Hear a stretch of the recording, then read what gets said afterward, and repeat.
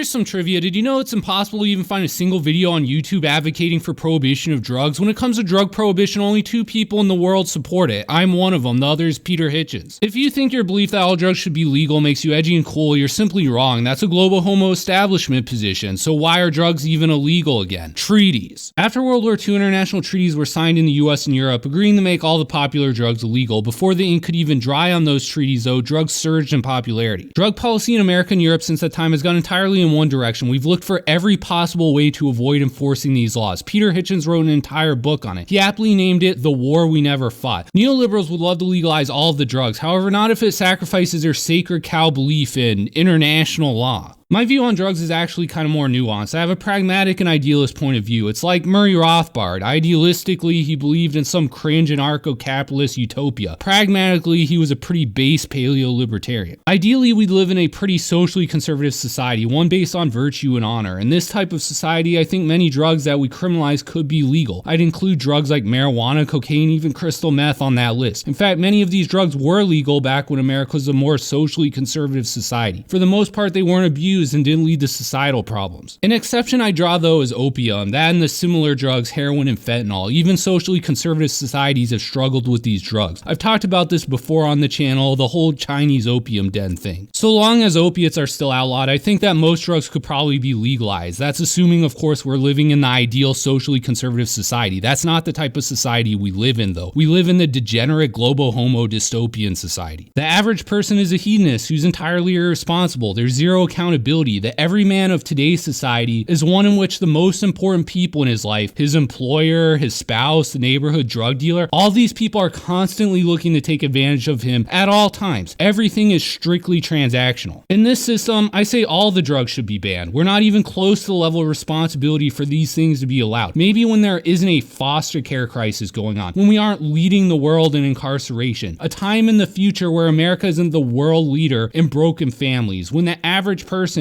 has enough money saved up for an emergency fund. Maybe then. But we're not even close at this point. Anyways, let's debunk Trevor Noah's steaming pile of bullshit. Dr. Hart, welcome to the Daily Social Distancing Show. Thank you for having me, Trevor. Good to see you again. Great to see you. Wait just a minute. I better not be hearing any libertarian arguments about drugs. Not when you got the Statue of Liberty with a friggin' COVID mask on in the background. I don't want to hear the state can't ban dope. Not when you're showing propaganda celebrating state intervention in the people's health. Always good to see you because you are one of those people who I chat to where you make me question my fundamental belief in the world, which is a very difficult thing to accept as a human being because I believe certain things because I've been taught certain things, and then you meet people who challenge that and they make you think you don't even know yourself.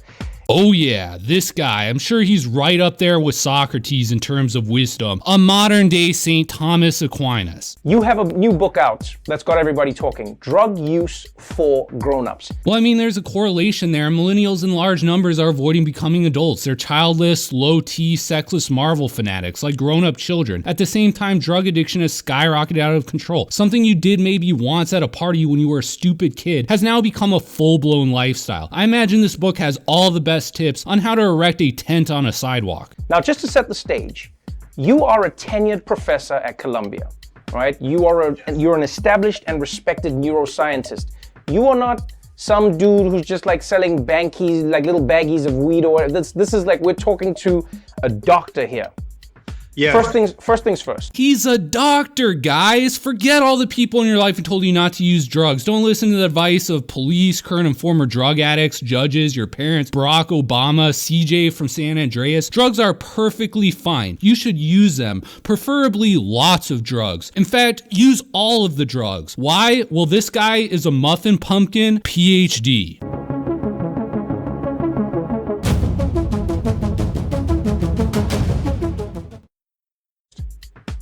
What is the biggest misconception around drug use? Because when people say like drug use for grown-ups, people might be like, wait, you talking like Vicodin? What do you mean by drug use?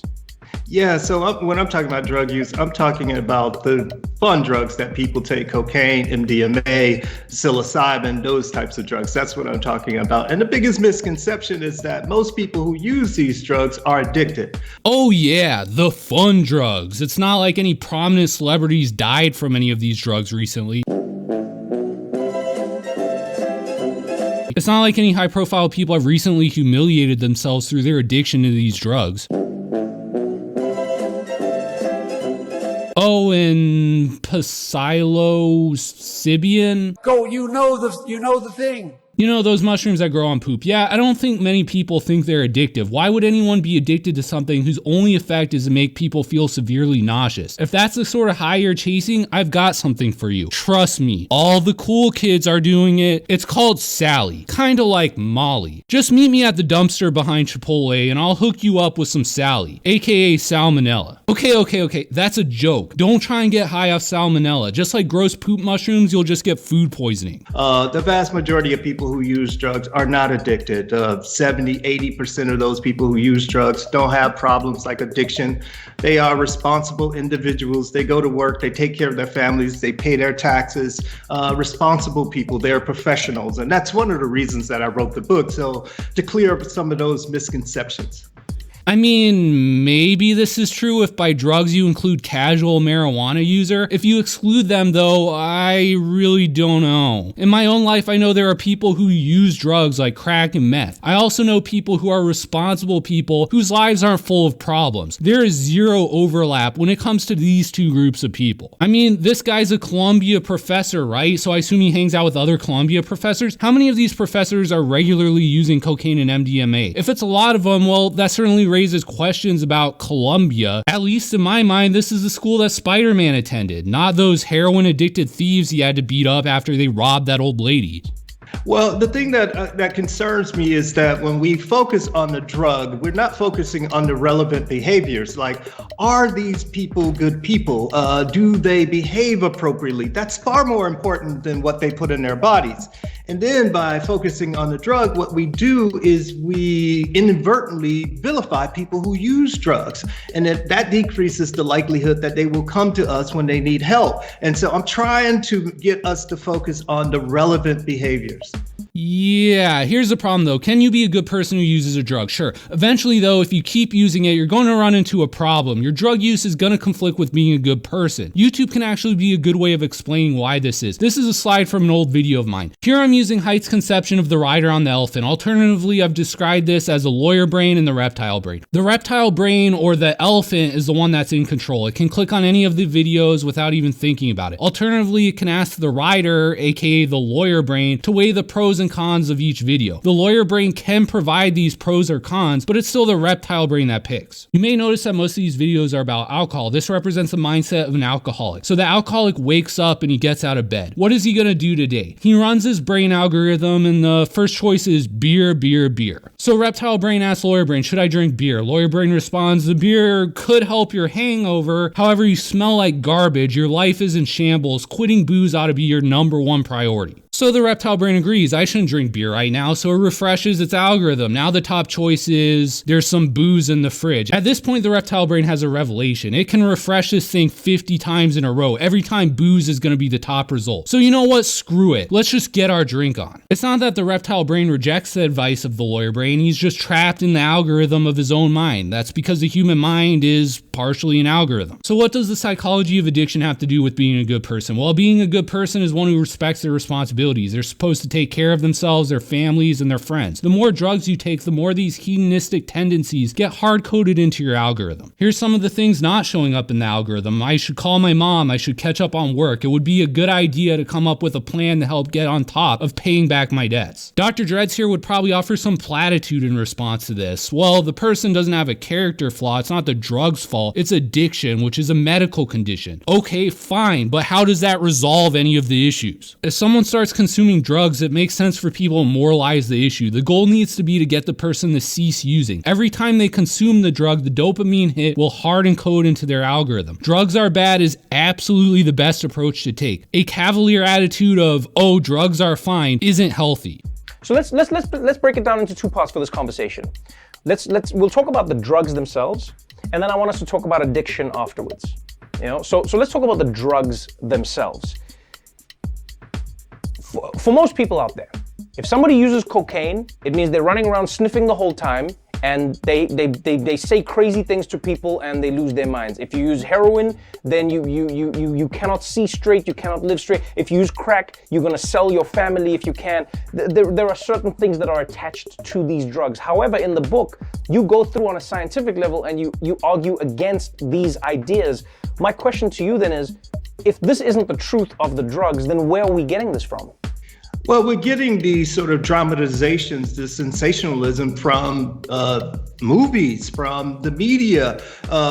These dramatizations and sensationalized accounts are really important for our movies because they keep us into the film. They're important for our media coverage because then it increases the likelihood that you read it. And so many people are benefiting from this sort of false characterization of drugs. That's why it continues.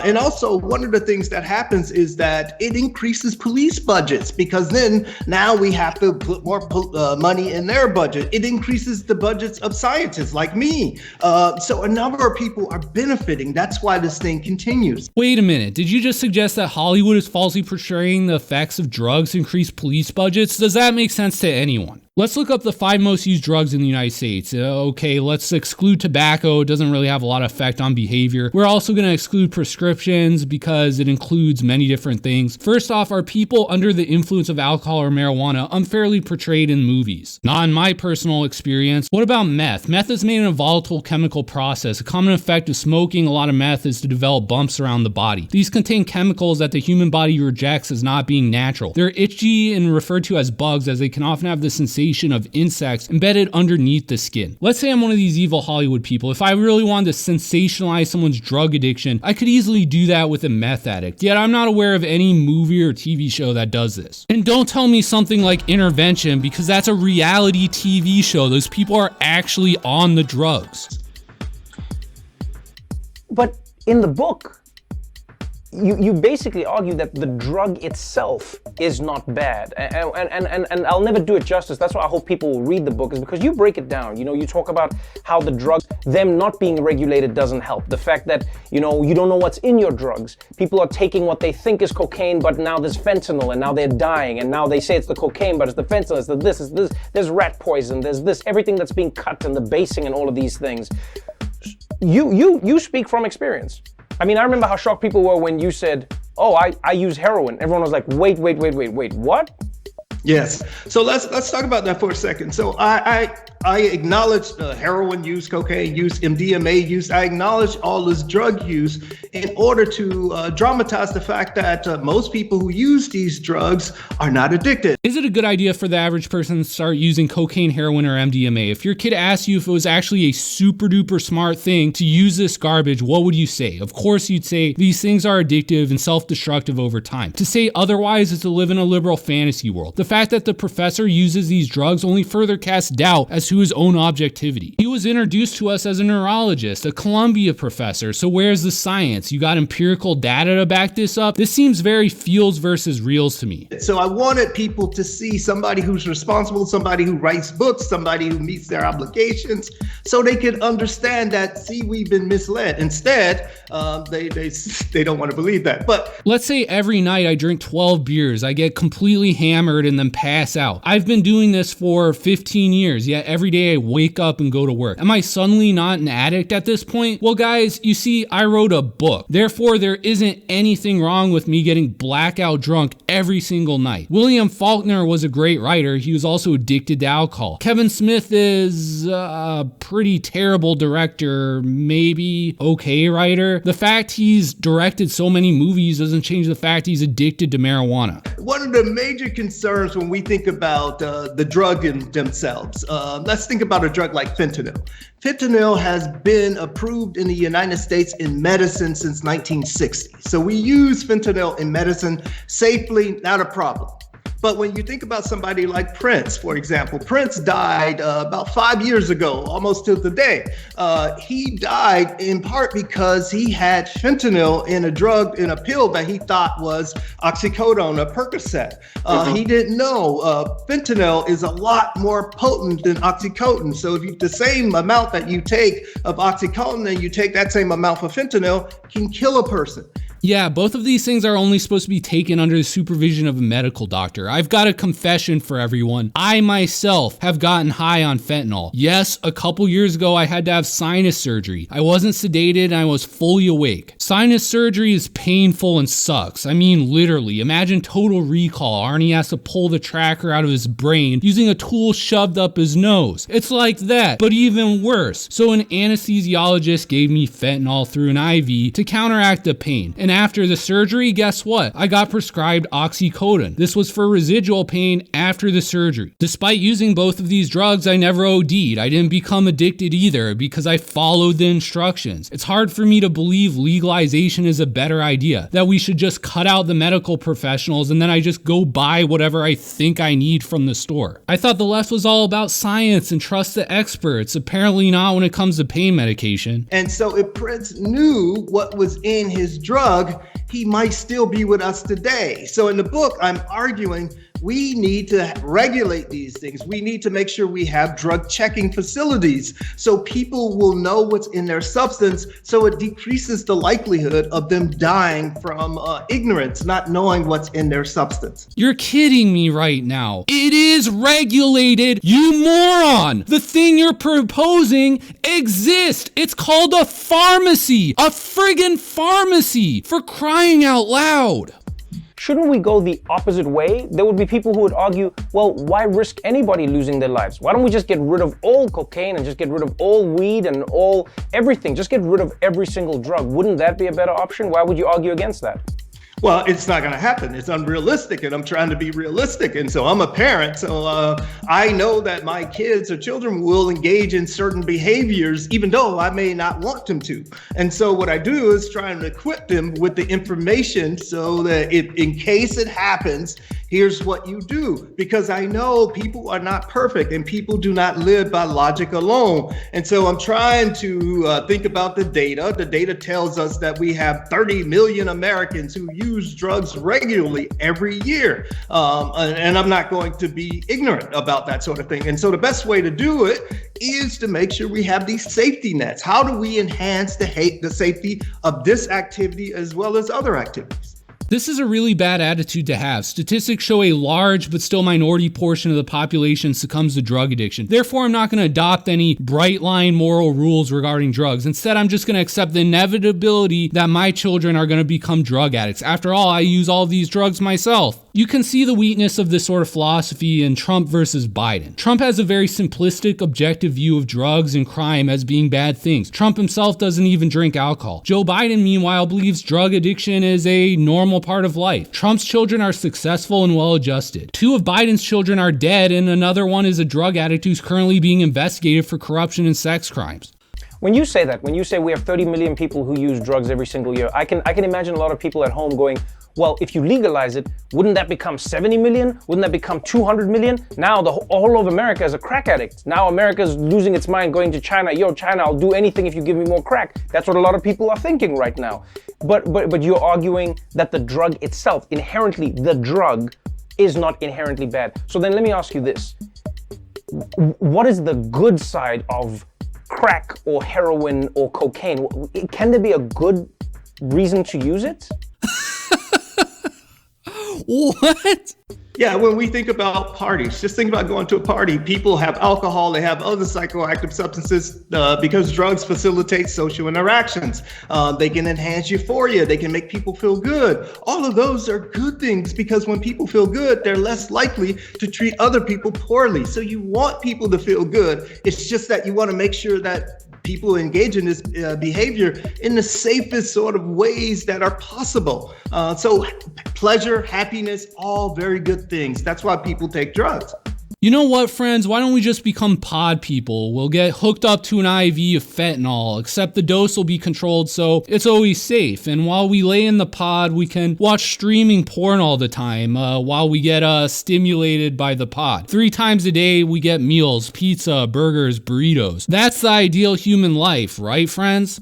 Let's talk about addiction now, the other side of the drug. So I understand the arguments, and it's really illuminating when you look through the book and you go, okay, so we have bad drugs, let's call them drugs that have been cut badly, poorly. It's the same way like buying illegal alcohol. You could die because somebody put too much alcohol in the drink. That's why it's regulated. You argue for the same thing with drugs, and I understand that completely. Let's talk about the addiction side of it now. As you said, 80% of the people are fine. They're using the drugs and they're fine. And as much as I would love to disagree with you because my mom taught me to disagree with this idea fundamentally and my school did, I go, yeah, if everyone who took drugs just couldn't manage, then we would see the effects. The whole country would fall apart because a lot of people use drugs. No, you earlier said that 30 million Americans use drugs. The data tells us that we have 30 million Americans who use drugs regularly every year. That's 11% of the population. The remaining 89% can and does pick up the slack for this largely worthless 11%. Our tax dollars fund their hedonism. But then let's talk about the addiction. Yeah.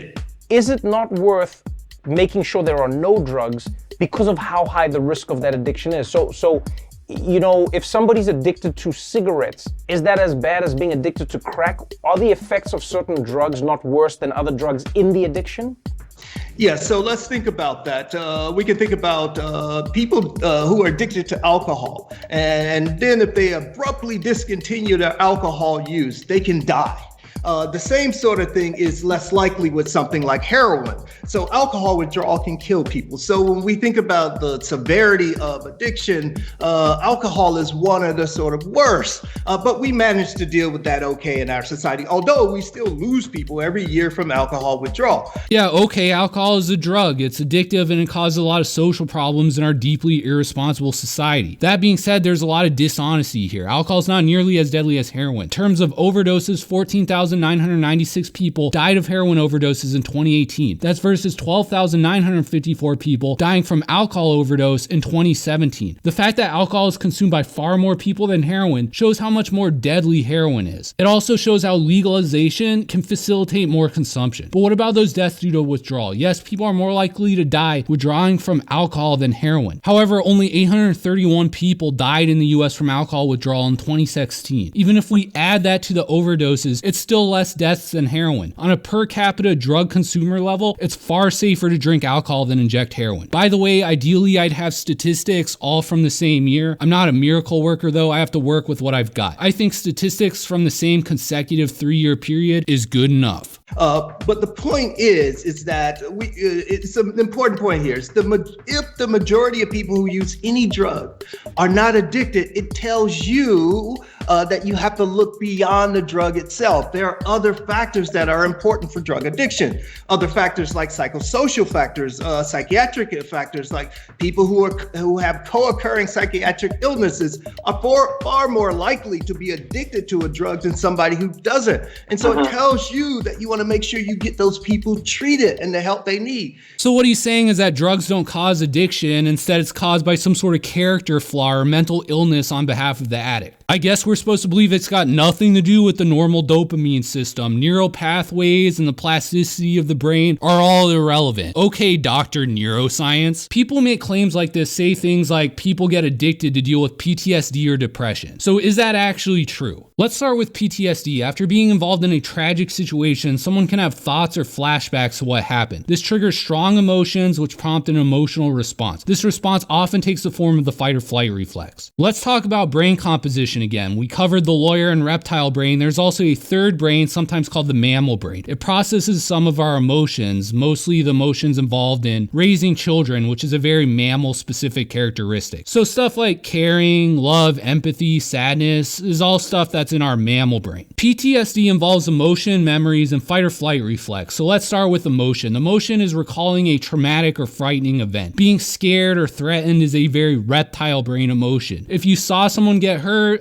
maybe it would affect your mammal brain than empathy. However, the trauma is primarily going to be in the reptile brain. What about memory? Things like language and factoids, those are going to mostly be encoded in the lawyer brain, which is unsurprising. But twitch memory, things like muscle memory from playing sports or video games, that's created by the reptile brain. Fearful or traumatic memories are also encoded into the reptile brain as memories. This brings us to fight or flight, a reaction that comes from the reptile brain, just like traumatic memories and emotion. emotions. So you could say that PTSD is entirely a function of our reptile brain. Let's say you have PTSD, something triggers a traumatic memory. The memory may then trigger emotions, which causes you to possibly engage in a fight or flight reflex. How does this increase your likelihood of using drugs? Ding, ding, ding. It doesn't. Drugs and alcohol can't change emotions or memories of traumatic events. They also don't decrease the likelihood of experiencing those emotions or memories. We know the reptile brain is the brain that's most in control. It's also the brain that's most affected from PTSD. So with the supposed link between drug addiction and PTSD, I believe it's mostly a case of correlation doesn't equal causation. These people become drug addicts for reasons that have nothing to do with PTSD. Yet they blame PTSD because it seems to originate from the same part of their brain that the addiction does. What about depression? Depression is a mammal brain issue. If your child isn't doing well or your family is in trouble, you're supposed to feel distressed. There may be some people who have problems with their mammal brain. They're depressed when they shouldn't be, but it's pretty normal for an average person to be sad some of the time. Drugs are consumed by the reptile brain. They result in physical pleasure through the dopamine system, which is again encoded in the reptile brain. If your mammal brain is depressed, consuming a drug isn't going to help with that.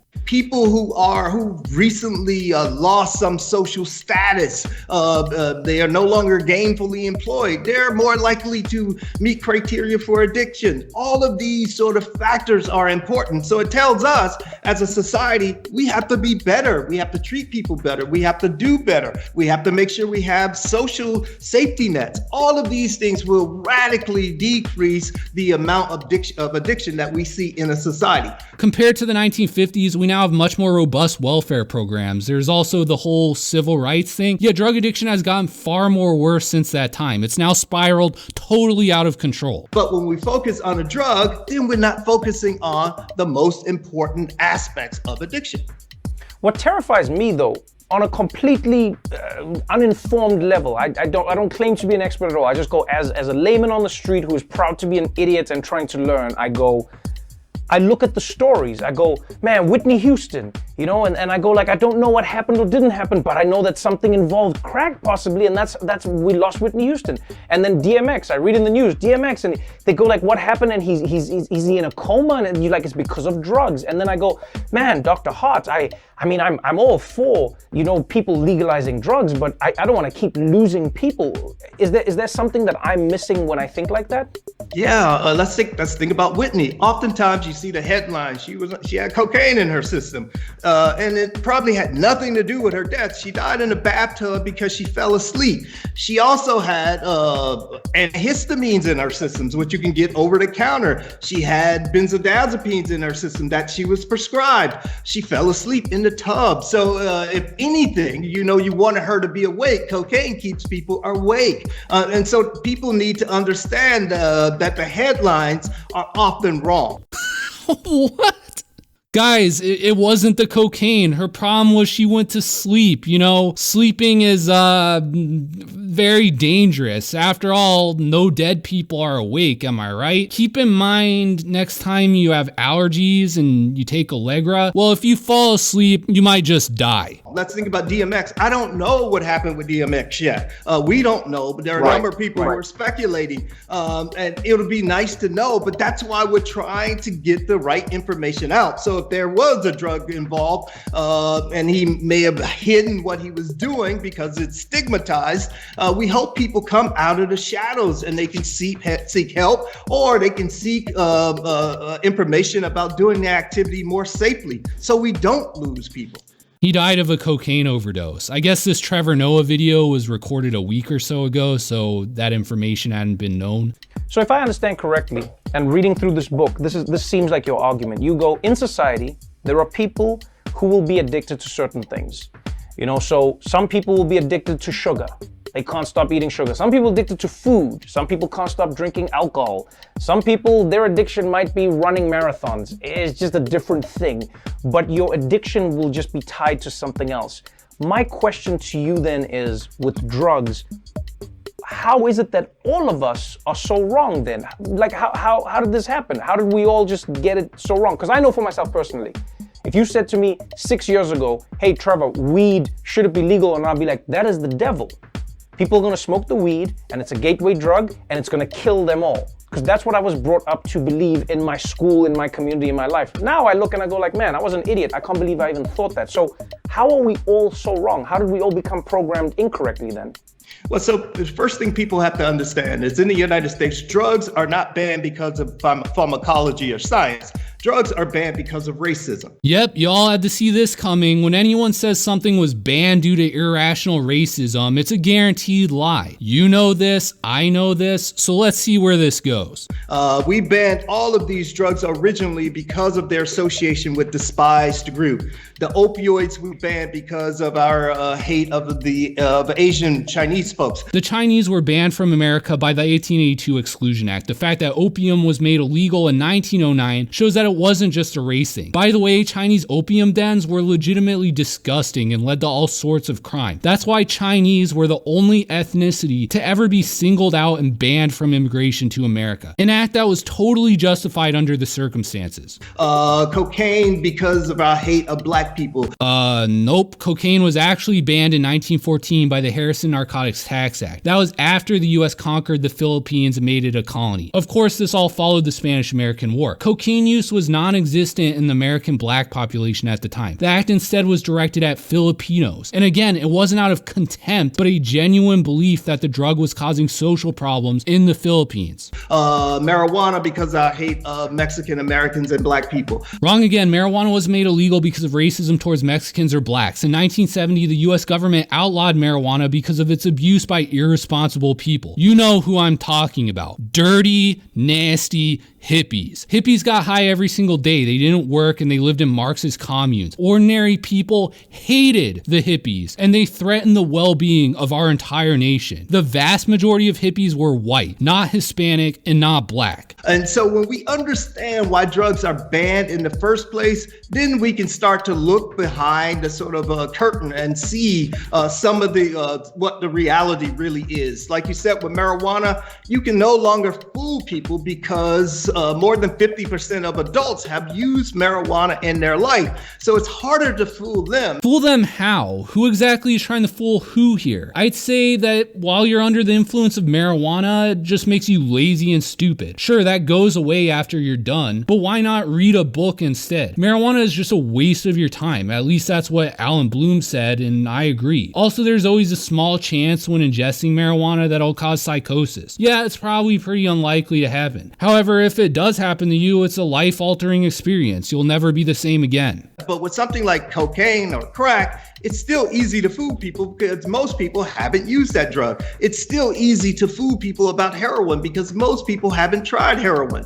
And so as we increase the number of users with these drugs, it becomes more difficult to fool people. Or when you have people like me and other scientists who speak up, it will become less likely that we mislead the public. But you have to remember, Trevor, there is a lot of money in misleading the public about drugs. In science, in law enforcement, all of these sort of industries that have popped up around prisons. Actually, a very small percentage of prisoners are incarcerated for drugs. The government actually spends money on enforcing drug laws. It doesn't make money off of it. The people making money from selling these drugs are dealers and cartels. So there's a lot of money in this. And I just want to leave you with this also, is that people have to know and remember that drug trafficking, the illegal drug trafficking business, is a multi-billion-dollar industry. And that industry is supported primarily by middle class and upper class people, white people. But when we think about drug users, we don't think of them as being the users. So there are a number of people in our society who know that drugs are not the boogeyman and not the devil that we've been told. But they are comfortable doing the activity for themselves, but they don't want anybody else doing this activity. Right. You need to remember that. That made no sense to me at all. The middle class uses the drugs but doesn't want the lower or the upper class using them. Based off what? Where's the evidence for that? Heck, forget about the evidence. Where's the logic behind saying something like this? I don't even understand what you're trying to say here. Before I let you go, let's talk a little bit about a case that is in the news that'll be one of the most defining cases in American history, and that is the case of Derek Chauvin in I think it's Minneapolis. And it's the officer who took George Floyd's life. And that trial is going on right now. And one of the issues that's coming up is drug use. You know, the defense is now claiming, oh no, you know, he didn't die because this man put his knee on his neck for over 9 minutes. He died because he had a drug overdose. Now, we know that George Floyd's records have come out. I know that you've taken a look at that. What are some of the misconceptions around that story that we need to acknowledge? Yeah, so I wrote an op-ed in the New York Times back in June because I knew this defense was coming. The defense is that George Floyd had taken drugs beforehand, drugs like fentanyl, methamphetamine, and so George Floyd was eventually going to die anyway, whether Chauvin put his knee on his neck or an op-ed saying that this is bogus. And it's bogus because it's important for people to understand that no matter how much drug is in someone's system, that doesn't tell you precisely how the person behaves. It's important for you to look at how the person is behaving. And what we saw is that George Floyd was alive before the knee was put on his neck. That's the most important thing. George Floyd was interacting with Derek Chauvin in an appropriate manner. He was trying to be compliant. That's the most important thing. But the defense is trying to say that, oh, he was going to die anyway. It's nonsense. That's a lie. Chauvin's defense is not arguing Big Floyd died of casual drug use. The argument is Floyd was with his drug dealer prior to the confrontation with police. There are two possibilities. One is Floyd just bought a large dose of fentanyl from his dealer. Second, his dealer asked him to swallow all the drugs he had on him when police responded. Therefore, George Floyd didn't die because he was a drug user. He died because he consumed far more drugs than a normal drug user would. He would have done so to prevent the police from finding the drugs. That would have saved him and his dealer from getting in trouble. The fact that George Floyd was alive before Officer Chauvin had his knee on his neck means nothing. He was already saying he was struggling to breathe at that point. That's because his lungs were filled with fluid and his heart was in the process of no longer functioning. The state's medical examiner concluded that Floyd died of a heart attack, not asphyxiation. There's little reason to believe Chauvin had anything to do with any of that. When we look at the legalization journey, it's opening up all over America. I mean, just recently, New York announced now people can smoke weed in public wherever you can smoke cigarettes, and it's decriminalized, and now they're gonna open up stores, I guess, by 2022. Well, smoking weed is allowed, but you can't operate a business for another 8 months. I guess hedonism trumps the coronavirus. Meanwhile, honest businesses and churches remain closed. Marijuana is slowly, all over America, cannabis, weed, whatever people wanna call it, it is now opening up. And to your point, we've seen with the uptick of white people using it publicly, it has become a more socially acceptable thing. Once the minivan moms were doing it, it was like, yeah, why you should use it. We're seeing the same thing with psychedelics. You know, mainstream therapists saying like, oh, we use microdosing LSD and we're using these things to help people with depression. It is now becoming more mainstream. Do you think that's what it's going to boil down to, is when the money figures out how to formalize making money off the drugs, that's when the drugs will become legal?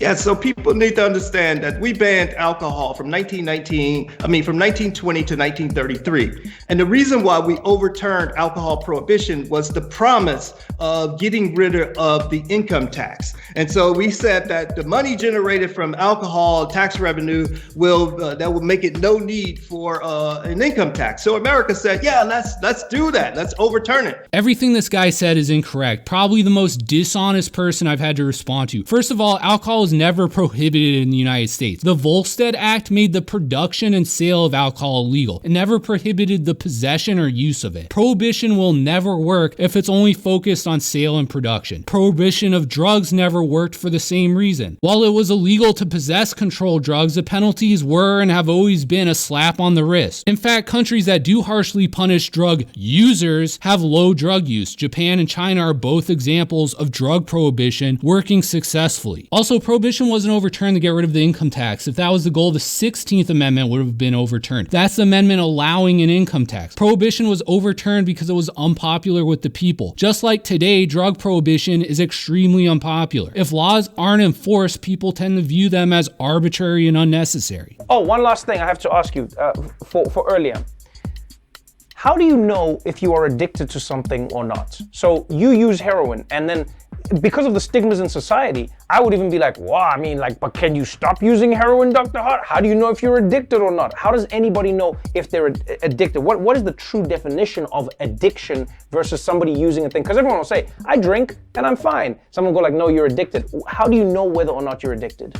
Again, you keep the focus on the relevant behaviors. If you're having psychosocial disruptions, that is, you're not meeting your major obligations, work, family, education, all of those sort of things, you're having these disruptions and you are disturbed by them, then that is the definition of addiction. And so if people are not meeting these obligations, yeah, they may have a problem. But if people are meeting these obligations and they are enjoying themselves, why do we have a problem? Why do we care what they put in their bodies?